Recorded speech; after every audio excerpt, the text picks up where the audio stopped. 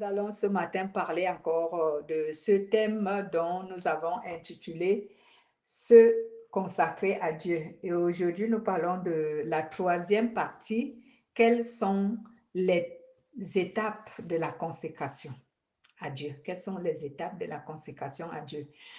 Le Saint-Esprit veut que nous en parlons. Pourquoi? Parce que beaucoup de chrétiens, ils comprennent ce mot consécration, et d'autres même veulent se consacrer à Dieu, mais ils ne savent pas comment le faire ou comment ça se déroule, la consécration.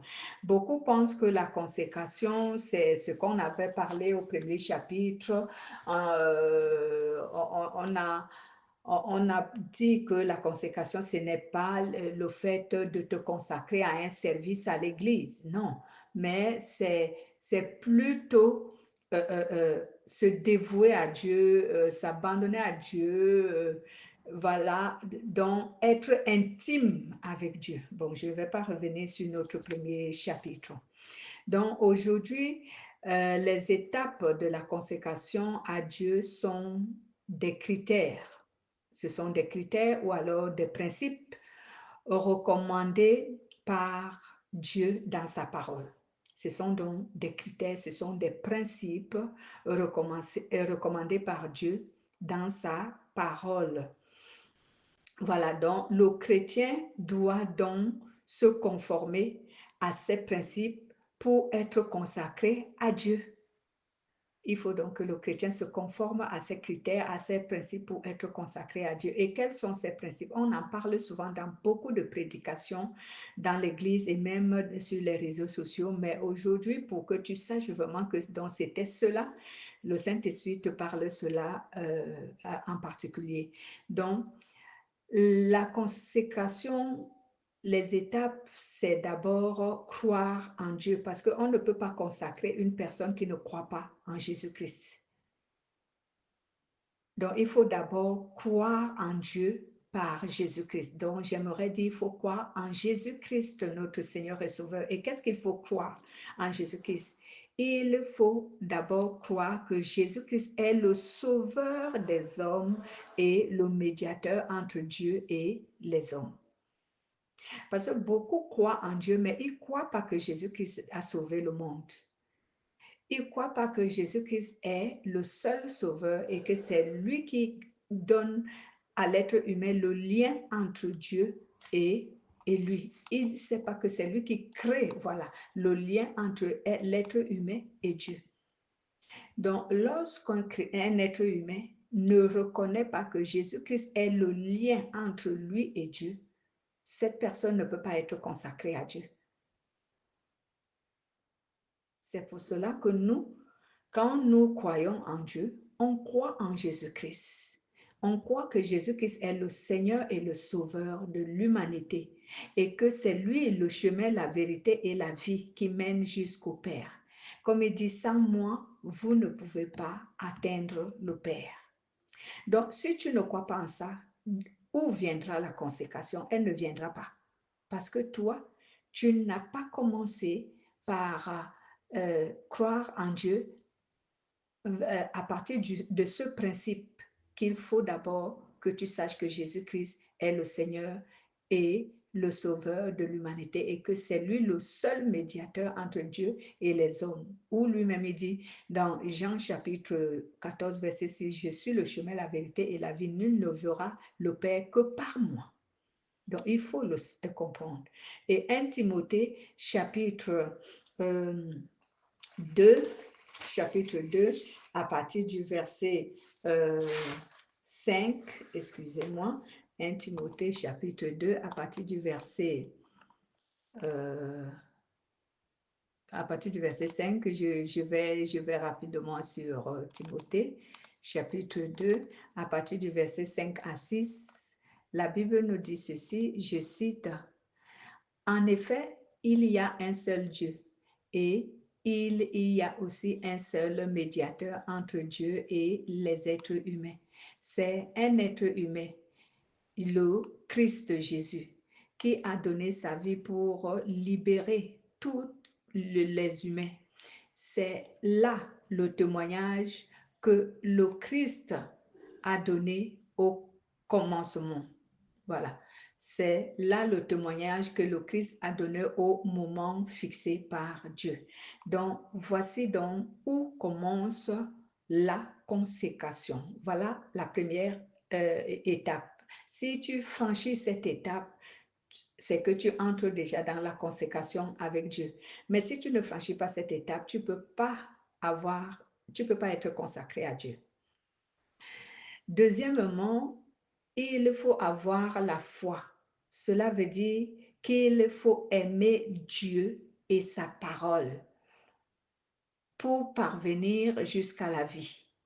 Donc, la foi ici, ce n'est pas le fait de croire que Dieu va, c'est pas dans ce sens. Le fait de croire que Dieu va te bénir, Dieu va te délivrer, Dieu va te sortir de tes difficultés. C'est pas dans ce sens. Mais c'est dans ce sens où la Bible te dit, il faut aimer Dieu et sa parole. Tu dois aimer Dieu et sa parole. Quelque part dans Jean, je crois que c'est le livre de Jean 14, Jésus disait aux gens que si quelqu'un l'aime, son Père aussi l'aimera. Et lui et son Père aimeront cette personne et ils viendront même faire leur demeure chez cette personne. Donc, lorsque tu dis être consacré à Dieu, c'est que tu aimes Dieu et tu aimes également sa parole. Donc, Jean chapitre 14, à partir du verset 23, Jésus lui répond, « Si quelqu'un m'aime, il gardera ma parole, et mon Père l'aimera. Nous viendrons vers lui et nous ferons notre demeure chez lui. » Donc déjà, lorsque Dieu fait sa demeure en toi, tu lui appartiens déjà. C'est ce que la Bible appelle « vous êtes le temple du Saint-Esprit ». Dans 1 Corinthiens, je crois, chapitre 3, verset 16. Vous êtes le temple du Saint-Esprit, dont Dieu et sa parole font leur demeure. Ils viennent habiter en toi. Et si Dieu habite déjà en toi, tu es déjà consacré à Dieu. Parce qu'il t'a mis à part en faisant quoi? En faisant habiter et son esprit et sa parole en toi. Et également, la Bible nous le dit dans 1 Jean chapitre 5, 1 Jean, les épîtres de 1 Jean chapitre 5 au verset 1 à 3 et même on lira le verset 11 à 13, le livre de 1 Jean. Le livre de 1 Jean, je vais faire la lecture, il est écrit.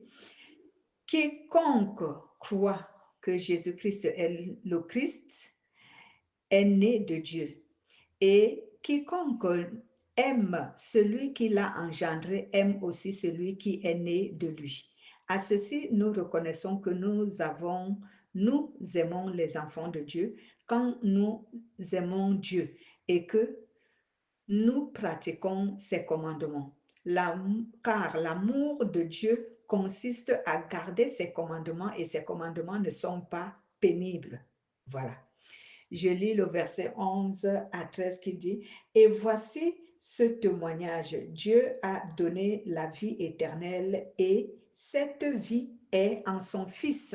Celui qui a le Fils a la vie. Celui qui n'a pas le Fils de Dieu n'a pas la vie non plus en lui. »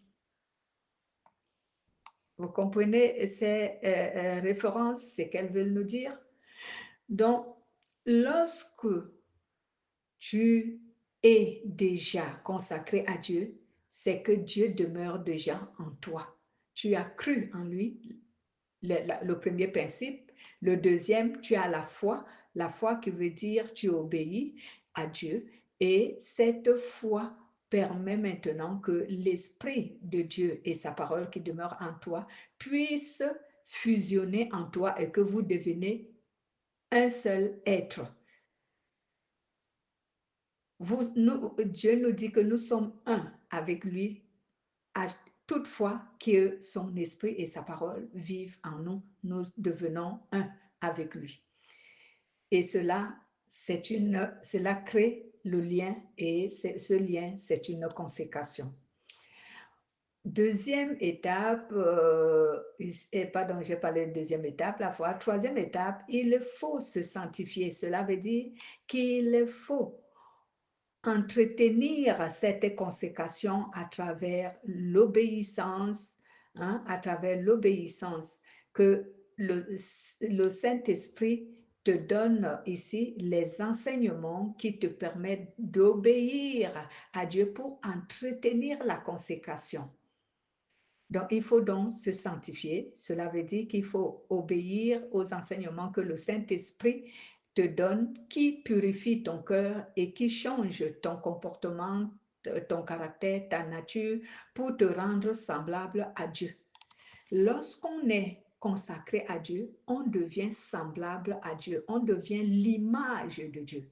Quand Dieu nous dit dans sa parole que je vous ai créé à ma ressemblance et à mon image, c'est à travers ce principe, à travers ce lien de consécration.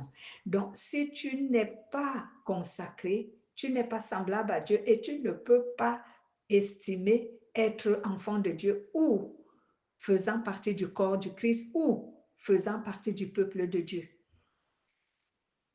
Donc, nous devons donc nous sanctifier et la sanctification fait quoi? Cela entretient la consécration. Cela entretient cette relation que tu as avec le Christ. Parce que souvent, les gens ne savent pas quel est le rôle de la sanctification. Le rôle de la sanctification, c'est pour que nous vivons en harmonie avec l'Esprit de Dieu qui habite en nous. Si nous ne nous sanctifions pas et que nous restons impurs, l'Esprit de Dieu qui habite en nous va se sentir comprimé avec l'impureté qui est en nous. Et c'est ce que nous disons souvent, qu'il risque de nous abandonner, de nous quitter. Mais pour garder cette harmonie, pour permettre au Saint-Esprit de vivre aisément avec nous et en nous, nous devons donc nous sanctifier parce que cela entretient. Je prends des exemples aussi faciles. L'être humain se lave au moins une fois par jour pour entretenir son corps propre afin que son corps reste en bonne santé. L'être humain mange. Il mange parce qu'il veut que son corps soit entretenu et que son corps reste en bonne santé. Si tu prives ton corps de la nourriture, du bain, de cet entretien de nettoyage qu'on nettoie notre peau, si tu prives ton corps de toutes ces choses, tu vas tomber malade. Et en tombant malade, qu'est-ce qui va se passer plus tard? Tu vas mourir. Donc, le Saint-Esprit aussi s'entretient. Notre relation avec lui, notre consécration avec lui s'entretient avec la sanctification, avec la pureté. C'est pour cela que quand il vient en nous et qu'il a fusionné avec nous, nous faisons un seul être. Il nous donne des enseignements, ce qui veut dire qu'il nous communique la volonté de Dieu, qui nous permet de nous purifier, qui nous permet de changer notre comportement, notre caractère, notre nature, afin de devenir semblable à Dieu. Et j'ai souvent utilisé cette phrase qu'en quelque sorte, le Saint-Esprit nous formate avec la parole de Dieu pour que nous devenons semblables à Dieu. Et l'expression de la parole de Dieu est souvent utilisée qu'on appelle modeler. Le Saint-Esprit nous modèle pour que nous prenons la forme de la nature de Dieu. Donc, on devient semblable à Dieu.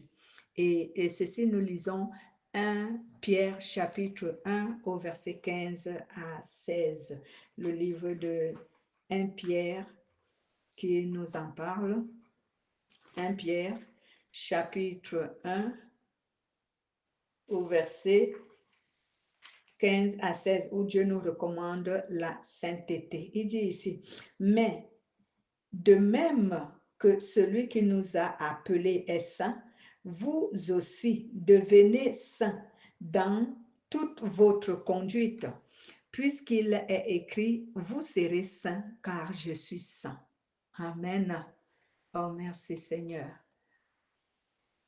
Voici notre quatrième étape, c'est servir Dieu. Il y a les gens qui se précipitent souvent à servir Dieu. Je ne suis pas contre cela.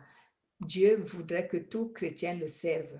Et même moi, j'encouragerais tous les chrétiens à servir Dieu. Mais il faut faire attention.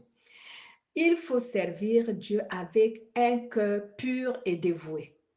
Il ne faut pas servir Dieu juste par suivisme ou parce qu'on veut plaire ou parce qu'on veut aussi paraître, être je ne sais qui dans l'église. Il faut servir Dieu avec un cœur pur et dévoué. Parce que cette histoire va condamner beaucoup de gens qui servent Dieu à la légère et en désordre. On ne sert pas Dieu à la légère et on ne sert pas Dieu dans le désordre. Dieu est un Dieu d'ordre. Donc, lorsque tu es consacré et déjà tu es une personne qui est pure, alors ton service aussi doit être pur. Bien-aimé, le service doit être pur. On ne sert pas Dieu en désordre, on ne sert pas Dieu de manière impure. Parce que quiconque sert Dieu de manière impure n'est pas différent de celui qui blasphème. Et le blasphème, nous savons bien que le blasphème contre le Saint-Esprit n'est pas pardonné. Ce péché, servir Dieu avec impureté, servir Dieu avec négligence, avec distraction et de manière charnelle, entre dans le cadre de celui qui blasphème Dieu. Et le blasphème est un péché contre le Saint-Esprit. Donc, j'aime bien voir les chrétiens servir Dieu et je l'encourage. Mais il faut servir Dieu avec un cœur pur et dévoué. Il ne faut pas aller s'engager à servir Dieu parce que tu veux plaire aux gens ou parce que tu veux paraître que toi aussi tu as des responsabilités à l'église. Mais il faut vraiment prendre la décision de servir Dieu parce que tu veux aussi planter ta pierre, placer ta pierre sur cet édifice dont l'apôtre Paul nous a parlé et dont Jésus-Christ est le fondateur. Donc, voici donc comment les étapes de la consécration se déroulent. Il faut commencer par la croyance, suivi la foi, la sanctification et le service. Et pour le service, on va lire Psaume 51, verset 12. Psaume 51, verset 12. Si quelqu'un a trouvé, vous pouvez lire. Hein? Je lis comme ça parce que comme c'est moi qui enregistre, j'ai envie que toutes les références sortent. Donc, si quelqu'un a trouvé Psaume 51, verset 12, la personne peut faire la lecture.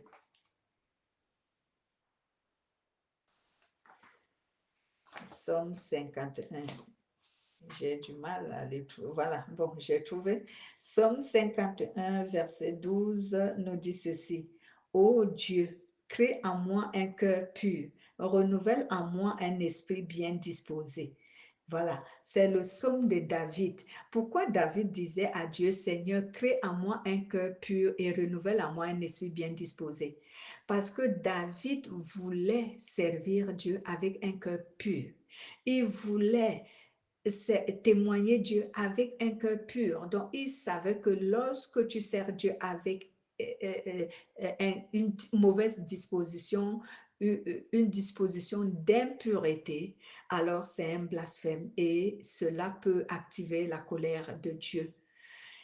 David a connu la colère de Dieu. C'est nous qui blaguons parce que nous, on ne connaît pas la colère de Dieu, mais David a connu la colère de Dieu. Aujourd'hui même, je peux dire, si un chrétien connaît la colère de Dieu, c'est vraiment un chrétien qui est intime avec Dieu, parce que la plupart des chrétiens ne connaissent pas la colère de Dieu. Et c'est pourquoi ils plaisantent avec Dieu, parce qu'ils prennent Dieu comme je n'utiliserai pas une parole blasphématrice.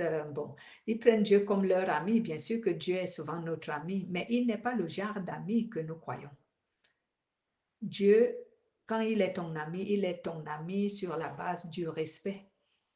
Donc, tu ne dois pas lui manquer du respect parce qu'il est devenu ton ami. Et donc, les chrétiens qui prennent Dieu comme un ami dont ils n'ont pas le respect, ils jouent, ils pensent que c'est quoi, c'est une plaisanterie, c'est juste parce que Dieu est tellement amour, donc nous pouvons nous conduire comme on veut. Il va toujours hein, tolérer. Oui, Dieu est tolérant. Mais il faut faire attention. Moi, je vous assure que vous n'avez pas encore vécu la colère de Dieu ou connu la colère de Dieu. Demandez à qui, quelqu'un qui a connu la colère de Dieu, et vous allez voir comment cette personne craint Dieu. Et David est ce témoignage. David a connu la colère de Dieu et c'est pourquoi il craignait Dieu. Et nous aussi, dans notre service, nous devons craindre Dieu et nous devons le servir avec pureté et dévouement de cœur. Donc, voici donc les étapes de la consécration. À partir d'aujourd'hui, tu sais si tu es consacré à Dieu ou pas et comment cela se déroule, quelles sont les étapes. Soyez donc bénis, bien-aimés. Est-ce que quelqu'un a des questions à poser sur ça?